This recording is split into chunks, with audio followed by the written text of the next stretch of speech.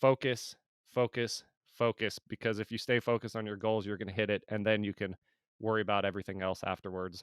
I love that. Oh yeah, always tell people make a goal, give it a timeline, put your plan of action together, and then put those blinders on. And if you just stay focused on what you're trying to accomplish, it blocks out the noise. Because you're right, there's so many different strategies that you could adopt, and you can make money in a lot of different ways in real estate.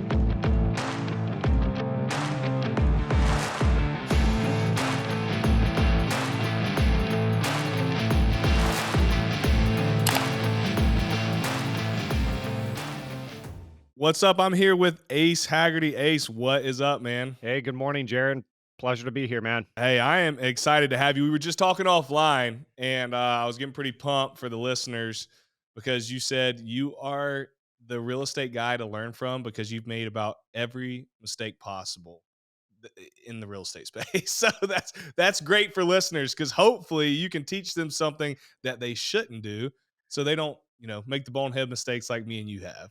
No, I hear you, man. I've been in this business now for 10 years, specifically real estate. I've done a whole bunch of things. You look at my resume, I've flipped over a few hundred houses, tons of buy and holds, long term, short term. Apparently, there's a new thing called medium term.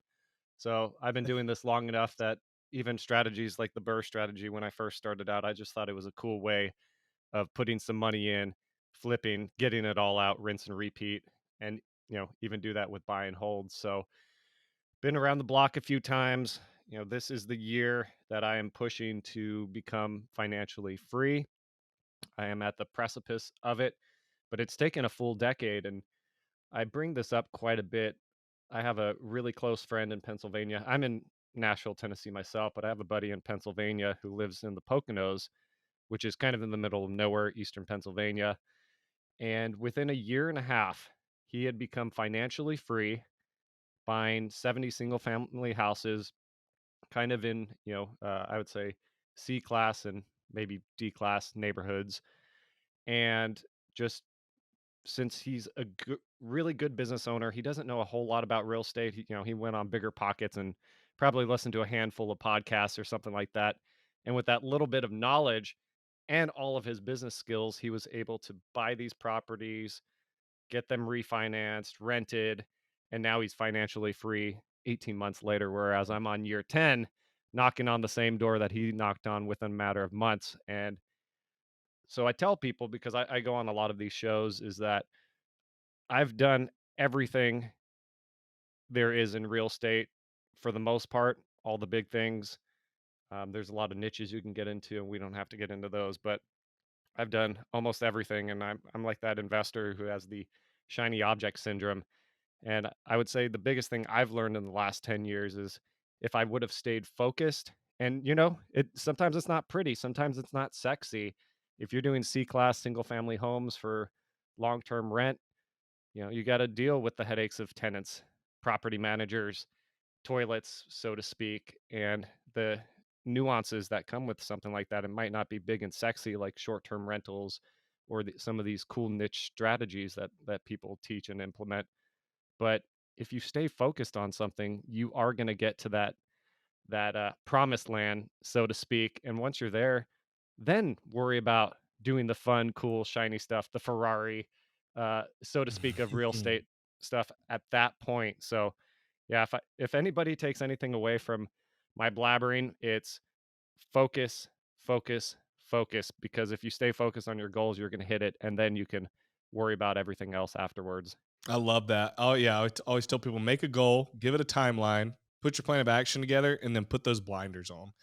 And if you just stay focused on what you're trying to accomplish, it blocks out the noise. Because you're right, there's so many different strategies that you could adopt, and you can make money in a lot of different ways in real estate. You just got to pick one, and then once you pick it, go for it. Now there's more in that is involved with choosing the right one for you, obviously. But once we've got that narrowed down, we have got to go attack it. I was on a call with a lady this morning and she's like, no, I've kind of been looking at a house in Memphis and we may Airbnb our mobile or our RV out. And then I was looking at this flip in Reno and I'm like, oh man, you've got me, you've got me confused. I understand this game. I know you got to be confused. So that's great advice. So you flipped over 200 homes, which is crazy. That's in a great way. Like, great job. Kudos to you. Um, but you kind of mentioned that your goal now is, through that financial freedom. I have always leaned more towards rentals because I understood early on that, like, okay, this, if I can buy these and hold them for a long time, I think is going to work out in my favor. And I've had the benefit of investing in real estate while working a full time job. So I had the safety net of income coming in. And so I could just go and buy these single family homes, these residential homes, keep them as rentals because I didn't need to flip to make income. So are you saying you've reached the point to where, hey, like, I've done a lot of flips, made a lot of money off of it, but now I'm really focused on building this portfolio that's going to be there to pay me every month passively? No, I appreciate you asking that because that hits on such an important basic part of real estate. Do you want to make money like a job, or do you want to build up passive income and get to that financial freedom status? And when I first started out, I was flipping houses and also working a W 2, which has so many advantages. People think, no, I need to become an entrepreneur right away, do my own thing, be my own boss, hire my own crews, and just kind of live like a boss. And there's something to be said about that, but at the same time, when I first was starting out, I was still doing structural engineering. That's my trade. I was working for a contractor at the time, so I was learning the construction side of things, and I was just doing a flip at a time. And the great thing about having a W-2 is it's a lot easier to get bank financing. So you don't have to worry about raising private money if you believe that sales might not be a big strong suit for you. Um, and you could really do a good amount of damage. My first flip, I was working full time. As I said, I was working for a contractor, so a lot of my own subs I had met through that company, guys that worked for me, I was able to use on the flip on weekends and things like that. They wanted extra money here and there, and it was great. I put 10% down. I said it was a second home to a bank, got bank financing, so I didn't put a lot down, did the rehab, sold it, and walked away with 90 grand in my pocket while at the Wow. same time working a W 2 and making good income, having health insurance, having the quote unquote security. And it's not really security, it's just the pluses and minuses that come with having a W 2. And so when I first started out, that's what I was doing. And this was back in California. That's where I was born and raised in the Bay Area. But then when I moved to Nashville about 5.5 years ago, I had that option to do I work for somebody else as like a project manager or an engineer and do what I was doing in California, or do I make the leap as full time entrepreneur? And so I made the decision back then I'm going to be a full time entrepreneur, which, I wanted to be the boss. I wanted to do this and that. Well, the problem is the banks aren't going to touch you. Once you start your own business, they want to see 2 years of tax returns, which is understandable. They want to make a safe bet on their money and the money that they loan. So I started out using my own money, which anyone that's used their own money exclusively understands there's a limited supply of it. So that forced me to have to get creative. And that's when I found out what hard money lending was and these more creative ways of lending, seller financing being a very niche strategy, but a very effective one as well. And that just goes back to Robert Kiyosaki using other people's money. Yep. So this is a long-winded way of saying you really have to evaluate what your goals are and what's important to you and how you spend your time. Now, if you love your W 2, there's no reason you should quit your W 2. You can still get in real estate. What they say, the three types of things that you can contribute to real estate, there's time, there's money, and then there's skill or treasure, expertise, whatever you want to call it. So if you don't have time because you work a job, but you have money or you have some sort of skill, then implement those forms of currency. You don't have to do all three. You don't have to do it the way that a lot of people say, jump right in, quit your job, start building a big business. You don't have to do it that way. You just have to evaluate where you are, where you want to go, and what the best possible vehicle for that is. And the cool thing about real estate is we are only limited by our own creativity. So the more creative we are, the more creative we're able to be with achieving our goals. That's where the real power comes from. And that's why I love real estate as well. Being an engineer, it's about problem solving, being innovative, and being creative. And it allows us to do all of that meanwhile having a lot of fun. And, there's a lot of money that can be made in this as well. I love that. And you're right. There is a ton of money that can be made, and you don't really comprehend it till you experience it. That's the sad thing. Is like, before you buy real estate, you know that it can make you wealthy. Like the reason I got in is I look back and I said, for centuries, this one asset has been making people wealthy. Like it works. It's not speculation, but you don't really comprehend the amount of money. Like you get so used to seeing big checks, like it's just normal in the real estate space, and it's amazing. It really, it really is amazing. But I thought it was cool. You mentioned, you use your money for a little bit and then you run out and you got to go to private money. That resonates to me. That is my exact story. I bought my first two properties in 2018. By the time those two were said and done, I'd probably spent 50 grand. Just traditional 20% down, rehab, then got to rent it out. Same thing on the second one. And you look, it's like, man, 50 grand's a decent chunk of change. And we were about out of capital. And so we said, okay, we've got to figure out a different solution. And that's when we started getting creative in the way we did deals. Now, I'm kind of like you. When I started, the Burr method, the name, the Burr method was known, but I don't think I knew it by that method at that point. I had learned it from my friends who were doing real estate. They're like, oh, yeah, we buy it with this money on this thing called a bridge loan. And then we make it pretty and it's worth more. Then we go to a bank and we do what's called a cash out refinance, and they write us a check for 80% of the new appraised value, and we pay off that money that we used to buy and rehab the property. And then we just keep doing it over and over again. I was like, I want to do this, you know? And so I started implementing that along with some flips and along with partnerships. So I didn't have to have as much capital. And then along with seller financing deals, same thing, things that you're talking about. And just made it happen. We ran into a roadblock where we could have said, "Oh, we're out of money. We'll just have to wait. We'll do one or two a year."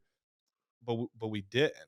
We said, "Hey, we understand the power that comes in the volume of these assets, like having as many as you can, quote unquote, in your portfolio. That's what's going to help us." Um, and it worked out for us. So I absolutely love that. Why flipping? And tell us some of the biggest learning curves that have led you to be able to flip successfully. Tell that to the audience. And I want to get into what you're doing now, which is developing. But I think a lot of people struggle with, okay, whether they're rehabbing a property for a rental or rehabbing it for a flip, that seems to be a roadblock. So what have you learned throughout the last 9 years that have helped you get really good at flipping houses? Well, my background being a structural engineer, I know parts of the house that even your general home inspector doesn't really know anything about. And so I've always been around construction, and I'm a huge fan of Chip and Joanne Gaines. I started watching them when they first came out with their show. I've read their books. I just find them just very good, motivated, inspirational people that do the right thing. And so combination of being in construction mixed with inspecting thousands of houses. That's what I did as a structural engineer. I'd inspect houses. I'd crawl in crawl space. I'd crawl in the attic. I'd look at all the structural aspects, but at the same time, the company I was working for, this was after the Great Recession, and we started to get into home renovations, not to flip, but as just a contractor doing remodels and additions for homeowners. So it was up my alley at the time. I was being inspired by, you know, uh, shows like Flip or Flop and things like that. And so, I thought it was only natural for me to go in and flip. I had a realtor buddy of mine approach me for that first house I told you about, and he's like, "Hey, I'm getting this on a short sale. We're going to save this person from foreclosing, and we're going to get a good deal on it. You want to go in on this with me? I'll get it on the front end, you do the rehab, and then I'll sell it on the back end." And at that point, I loved the company I was working for, but I just felt this thing inside of me saying there's something more to life. So that's how I got into flipping. Was it was kind of like I was already in that arena, and a buddy of mine just presented an opportunity to me and I took it. I wasn't There's a lot Wow. of fear, hesitation being a structural engineer. I'm very conservative when it comes to uncertainty and putting myself out there, but it was a buddy that I trusted, um, and it ended up working out really well. And after a few flips, what I realized was, this cash is great, but what if I could do something like this, put money in, fix it up, do a cash out refinance, have no money in it, but now I'm still making a couple hundred a month. And back then in California, well, I guess still to this day, rents are really high, but at that time, interest rates were around 5%. And Mhm. there was a lot of hesitation with us just going through the Great Recession. So it was a great time to pick up properties. People were still foreclosing. Um, and so it started with flips, but then I was like, well, why don't I start building something? And those flips turned into buy and holds. At that time, long-term buy and holds. I was still figuring out short-term rental. I wasn't doing anything at that point. That was kind of in the back of my head for a more long-term play. And then when I moved to Nashville, I met a guy who I became partners with, and he was a big visionary guy. So take my skill set from engineering, flipping, buy and holds. I was a real estate student, going to every real estate RIA meeting every chance I can, reading as much books as I can, and combine that with a guy who had big vision and wanted just to build things up very quickly. And so that's how I got to, I think that first year that I was here in Nashville, we bought about 75 properties and flipped them and did those actually as turnkey rentals for investors. Wow. And it wasn't here in Can you explain what that is real quick for the Yeah, listeners? yeah, no, I appreciate you asking that. Yeah, sometimes you get caught up. You've been in this business so so long that you forget Yep. sometimes that some of these words uh, not everybody would know. So, turnkey rental essentially means it's a turnkey product. So you go in just like any other buy and hold strategy or even flip. You go in, you raise money. We were raising money through private investors, and the cool thing about this is I had built up a track record that we were going for houses. ARV after repair value was probably about 100 to 125,000. So these were like in smaller places in like Georgia, Ohio. I was doing out of state at that time too. And so essentially we raised the money, 100% purchase price, 100% construction from private investors. We paid them good. They got 12% on their money. So they were happy. We were happy. We didn't even have to come out of pocket. Uh, That's yeah, huge. other than the overhead of the business, but it allowed us to buy a lot of properties because we're not worried about banks. We're not worried about any sort of bank financing or anything to slow us down. We were just like, hey, that's a good deal. Let's pick it up, raise the money. And so we acquired about 75 properties that first year.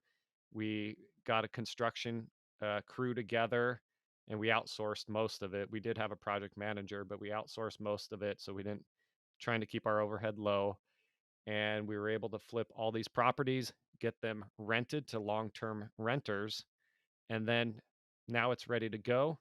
We could have held on to them, did a bank refinance, or we can sell them as a turnkey, already rented property with property management in place and everything to essentially passive investors. And it's not like a syndication where you own a piece of equity and you're like completely passive, but it's like we did all the work for you. We found the properties, we sourced them, we raised the money, we rehabbed them, we got the tenants in place, and now it's being managed. So you're buying a turnkey product, a completely finished long term rental product. And for most of our investors, a lot of them were still out of California. So it was an out of state investment for them. But all they do, it's as passive as it gets. And they were making themselves at least a 10% to 15% return on these products as well. So they're making a killing. We're making a killing. Everybody's winning. And that's why we were able to ramp it up. We bought, I think, another 100 properties the second year. COVID hit at that point.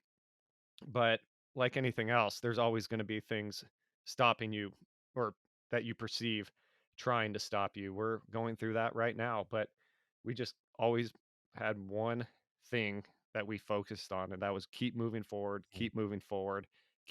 being in the game, keep playing the game. We might have to adjust and pivot.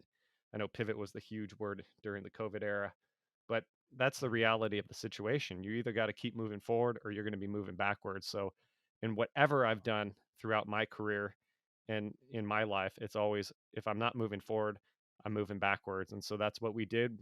We were very successful. I'm in the process actually right now of getting bought out of that company. The guy who founded it that I partnered with, he's doing great. I'm getting bought out. I'm going to be doing great, and it's just a win-win all around. Doesn't mean it was easy. There was a Yeah. lot of pain, a lot of suffering, a lot of problems we had to overcome over the years, but we always kept in mind that we're going to push forward. We're going to do the right thing. We took it on the chin quite a few times, but we always did the right thing. And I feel like for people that just keep pushing forward, keep working over and over and over again, and doing the right thing as well, you're going to not only survive, you're going to thrive no matter what the outside temperature is of our country, the economy, doesn't matter. You're going to be successful, and it might not look like what you originally thought it would look like, but it's never the goal. If I did that, Yeah. I would have given up years ago. If I would have started this thinking it would have taken me 10 plus years to become financially free, I've been like, "Screw that, I'm looking for something else." Like, "Really?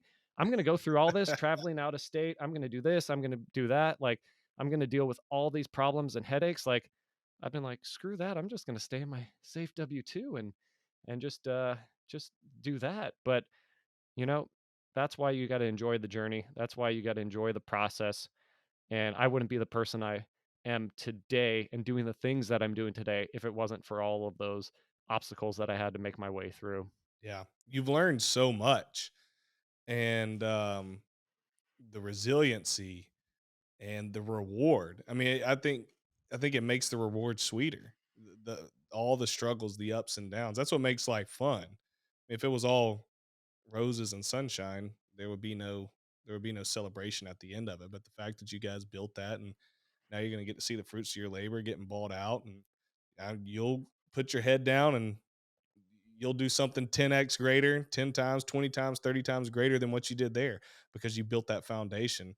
And kudos to you guys. That's really cool. I think a lot of people struggle with the thought of raising capital. And um, I get it being like, if you're a newbie listening to this, I see how it can be a far fetched idea. But I always make the joke. It's kind of a joke, but it's serious too. It's like there's 7 to 8 billion people on planet Earth. There are 350 million people in the United States. On a small scale, now y'all had multiple ones, but on a small scale, you can find one of those who will lend to you at a 12% interest rate for a year. I mean, you just can. And so the harder part, in my opinion, is finding the deals. And then once you learn how to find the deals, that's not even really hard anymore. And so then it really becomes easy. But what was key for you guys to be able to raise capital that allowed you to go out and buy these properties without having to put much of your own money in? So I suffered from a scarcity mindset. I am huge on abundance mindset versus scarcity mindset. And if I wasn't able to partner up with a man who had an abundance mindset, and if you ever met this guy, you'd be like, holy smokes, this guy could sell ice to an Eskimo. And it's not because he's a good salesman. I've been with him talking to sellers. He is not the smoothest person. He is not, you know, the textbook salesman, sales guy. But what he does have is an abundance mindset and an ability to connect with people and share his dream with people Mhm. because his energy is aligned, his energy is centered, and he just exudes that. Call it charisma, call it whatever, but he believes in himself, he believes in what he is doing. If you want to take it to a spiritual level, if you are not raising money for your hopes and your dreams to make your not only yourself money, but to make your investors money, you're being selfish. You have a Mm, scarcity mm, mindset. And with that comes fear, hesitation, disbelief in yourself and your abilities. And so I just feel completely honored and blessed that I was able to find a partnership like this because he opened up my mind. When we bought our first few houses, we went to a little town called Columbus, Georgia, Yep. and great little town, 90 minutes southeast or southwest Yep. of Atlanta. Southwest. Yeah, Yes. that's where my grandpa's from. Yeah, great little town. And we Yep. looked at this house and it was $70,000. I'll remember this like it was yesterday. The first house we bought, and they were asking I think 80,000, and he was like, "Hey, let's get this thing for 70." I was like going through the numbers in my head being an engineer at all, and I'm like, "Holy crap, like these numbers are insane." And he told the realtor, "Offer 70,000." She made the phone call right in front of us, closed the deal, and we put I think 15 into it. So we're all in 85. My partner raised the money that day as well. So we're 85 into it and I think we sold it for 135 and Gosh. we did 3 or 4 deals that first day just going around with our realtor looking at different houses and man, it just completely opened my eyes cuz I was doing flips, I was doing buy and holds, not at that scale. But it completely opened my eyes to a world of possibilities, a world of abundance. And Mm, the thing that I'll repeat it again, that I took away is if I stayed in my scarcity mindset, yeah, I could do a deal here, a deal there. I'd be struggling a lot. But once you switch your mindset to that abundant mindset, there's more, there's infinite, there's not even enough money. There's infinite money.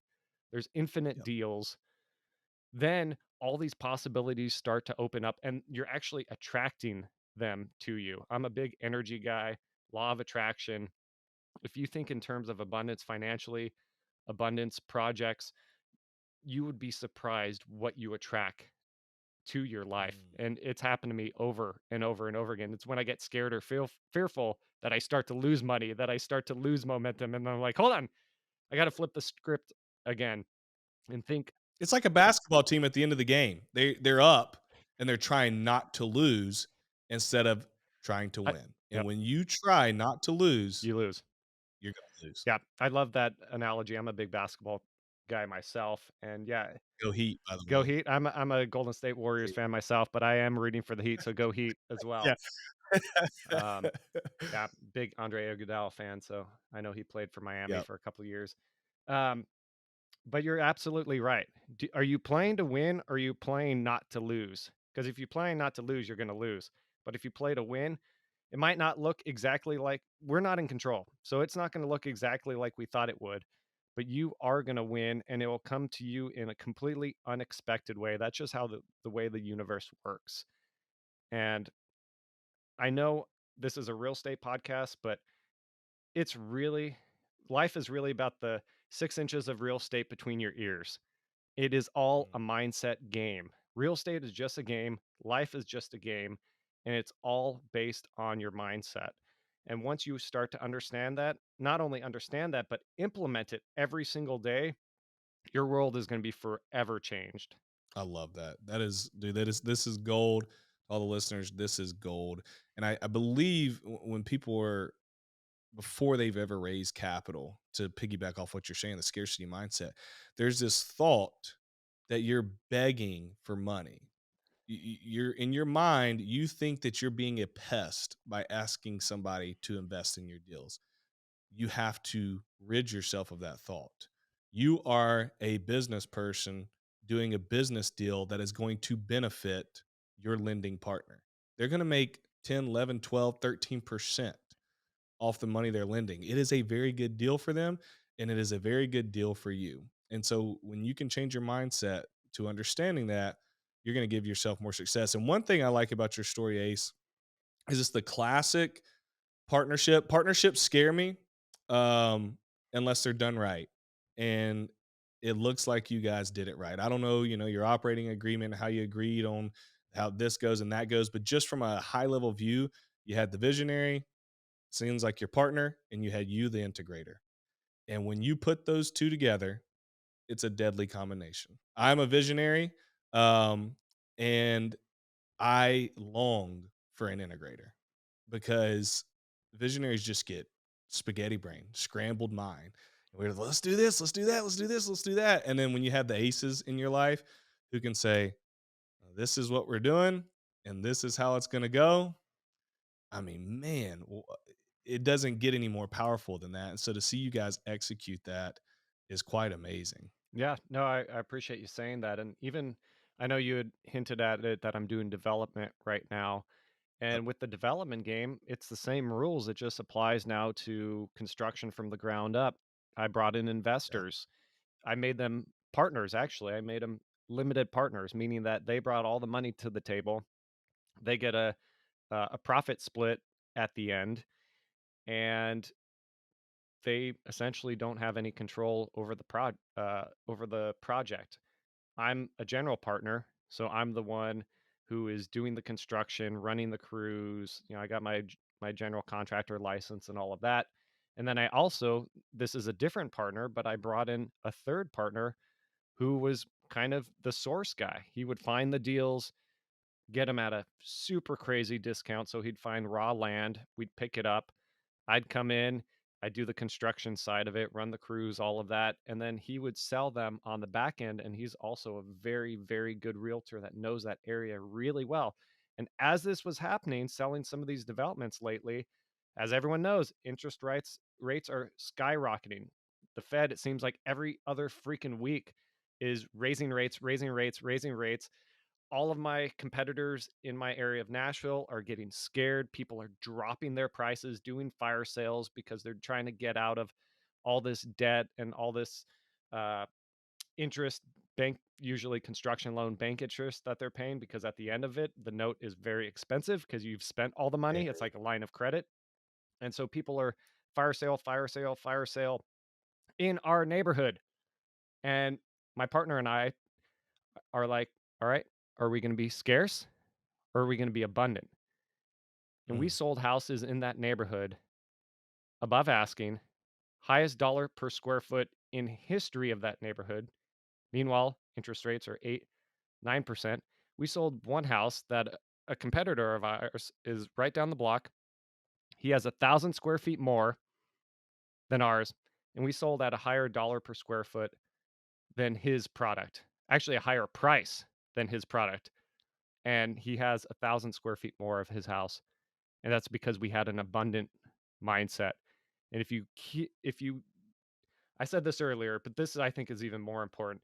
If you don't take anything away from what I've said today, except one thing, just have a mindset of abundance in all parts of your life, because when you have that, you're going to attract abundance back to yourself. It's guaranteed 100%. It doesn't look the way that you think it will, but it will come back to you tenfold. I love that. It's spot on. It's spot on. The abundance mindset will completely change your life. So you guys flipped houses forever. You know, it's been a 10-year journey. And you just mentioned the development that you've got into. What made you make the switch? I know we talked about this a little bit offline, but why development? Yeah, no, I'm not ashamed to say it.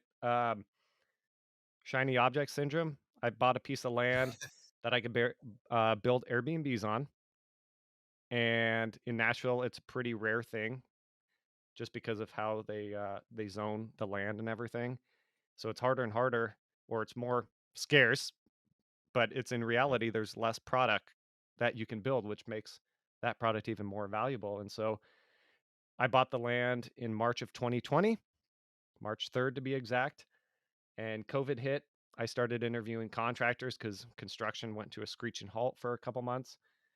And honestly, I wasn't too impressed with the contractors that I talked to. And so instead of paying a contractor fee, which at that time would have been about a year's worth of salary doing engineering work, I was like, I'll just take it on myself. It's a challenge I've always wanted to do. The biggest mistake of doing it on my own is there's a book out called Who Not How. And I've always been, how do I get this done? How do I get this done? Not who do I get this done? I was just thinking, well, I can save 150K, 200K doing it myself. And that's been my biggest struggle throughout my career is doing it myself, being that solo entrepreneur, you know, the cash flow quadrant that Robert Kiyosaki talks about. For those of you listening, it's a little bit older of a book, but it's phenomenal. It's, in my opinion, it's just as good as Rich Dad Poor Dad. And Mhm. I am very good at being a solo entrepreneur, kind of like the rugged individualist, the cowboy, so to speak, and do things all on my own. But it's really when you partner with other people and you bring a team in, that's when you can do really powerful things. But on this in particular, I was like, okay, I'm going to take care of it myself. I'm going to build these myself. This is my ticket to financial freedom. I'll generate enough cash flow from half a dozen Airbnbs that will, be my legacy, so to speak. And so once I picked up that project, got my GC license during COVID, all these other projects started coming up. And thankfully, I was smart enough at that time to be like, okay, I can't handle all these by myself. And that's when I started. It's a good position to be in, Yeah. though. It's a really good position to Oh, be yeah. in. Yeah, exactly.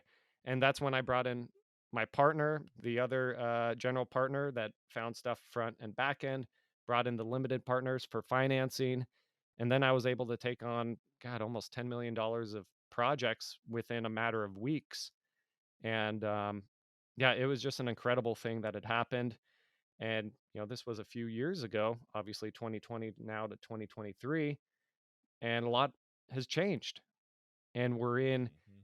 what a lot of people perceive as dire times. The Fed is bankrupting the country and this and that. I think right now there's more opportunity than ever.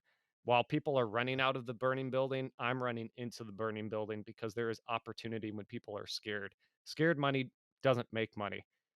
It's Mm. scarcity again. So I think right now is a perfect time to invest.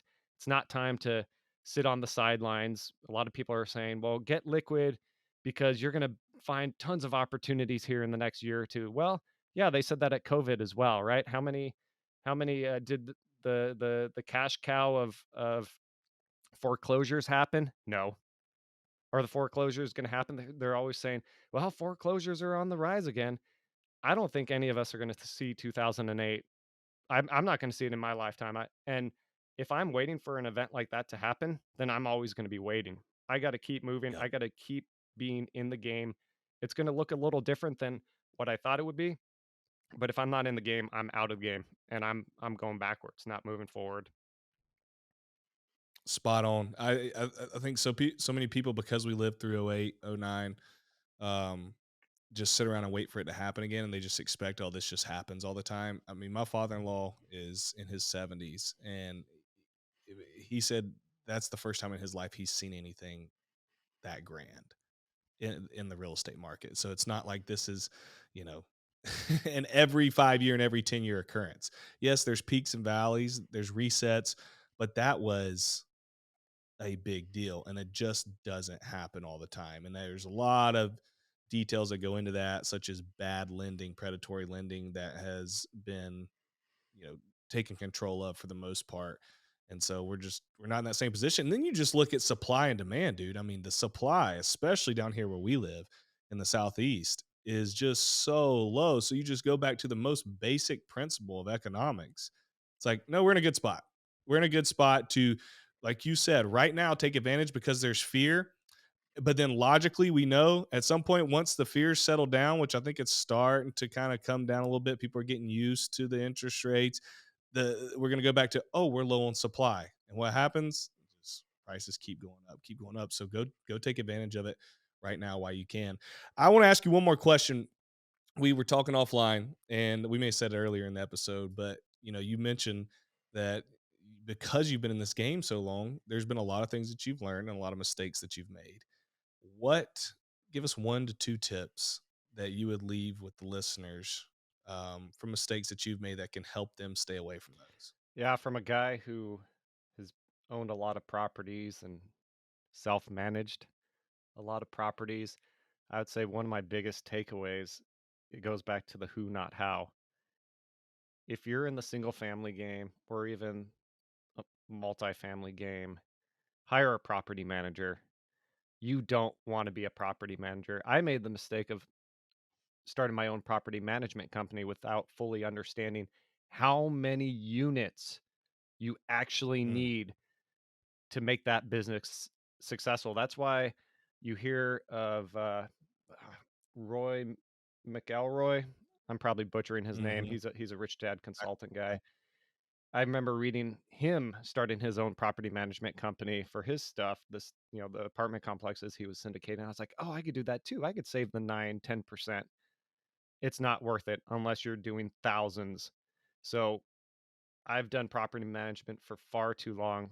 Once I started to outsource it, I just felt this weight off my shoulders. I didn't have to interview potential tenants. I didn't have to run around collecting rents, all of that. And even the best tenant, if you don't stay on them, humans are going to be humans. It's just, Yep. it is what it is. So if I had to have people walk away with one of my biggest mistakes is hire a property manager.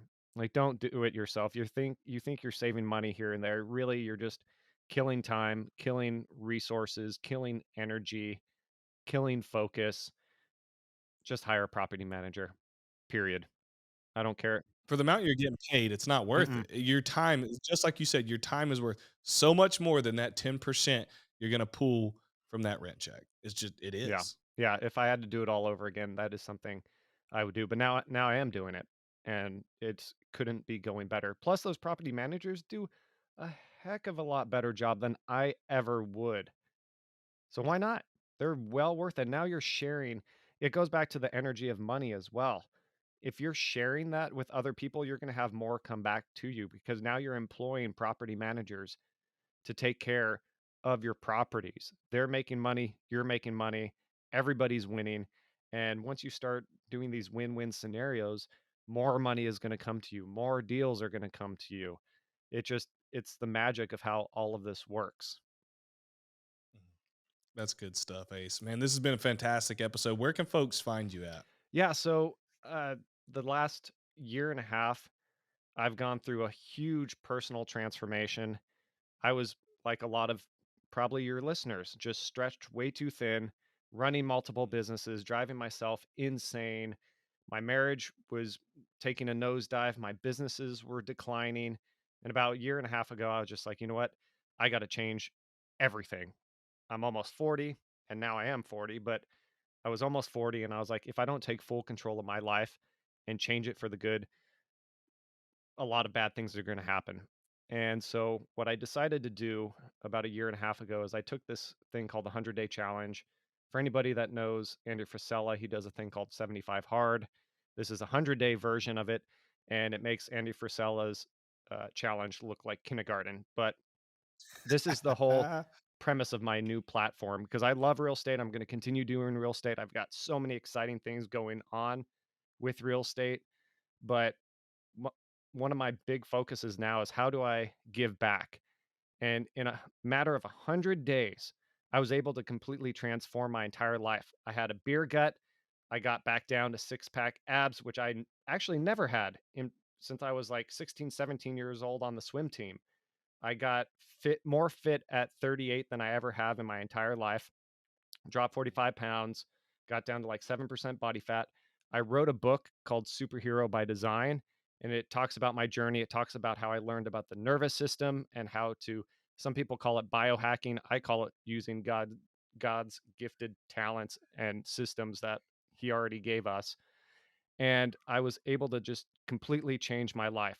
I got all my businesses in order. I was focused on saving my marriage, all of that. And in 100 days, I had finished a book. I had dropped all that weight, had tons of energy. And I wasn't even drinking caffeine at the time. I completely cut out alcohol, caffeine, 100% out of my uh, day to day. And now I am on a mission and journey to share my story with people. I started a podcast, Superhero by Design, as well. The website is superherobydesign.com. And all I want to do is continue to grow, be better, and give more.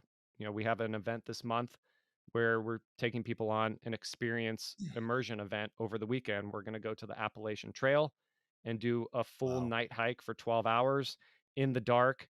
And I do a lot of mindset work with people now. And it's just so amazing to be able to work with other people, have them make similar breakthroughs that I had through my journey, and then see them really take control of their lives and change everything. So, my big mission moving forward is just to I have 2 pillars: continual growth and continual service to others. And if I'm doing those 2 things, man, I am so freaking happy. And I always I love real estate. I can talk about it on and on and on, and it's always gonna be a part of my life, but now I have a bigger calling, and that's what being in this business is all about. Like, I love real estate, but that's not the end game. Real estate It's a real tool. estate, yep, exactly. It was just a vehicle for me to get to this part, this chapter of my life where I could really start living. And I'm so blessed to be able to do the things that I do today and help the people that I help, because that no real estate deal can make you feel as full or as happy as helping somebody else and being of service to somebody else. I love it. Guys, go check it out. This podcast, Superhero by Design, superherobydesign.com. And then if you've enjoyed this episode, take a screenshot of you listening to it. Tag me on Instagram at Finance Cowboy. Tag Ace at Ace Hagerty on Instagram. We would both love to personally thank you for taking time out of your day to listen to this. This was a powerful episode with a lot of great tips for real estate, life, partnerships, you name it. So, Ace, man, I really appreciate your time. Thank you for joining us today. And I look forward to linking up with you again soon. Heck yeah, man. No, I appreciate you having me on. And if there's anything I can do, just let me know. I'll do it. Talk All right, soon. take care.